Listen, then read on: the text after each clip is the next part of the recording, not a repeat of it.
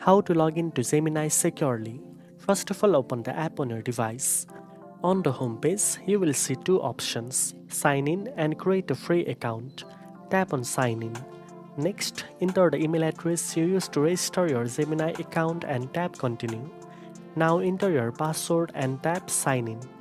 Make sure your password is strong and not saved on shared devices for better security. After that, Gemini will prompt you to verify your identity using your Passkey, Face ID, fingerprint or PIN depending on the security settings you choose during account setup.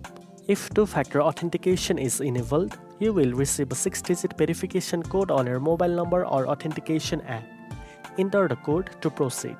Once verified, you will securely access your Gemini account, allowing you to check your portfolio, deposit funds, withdraw crypto, and trade confidently.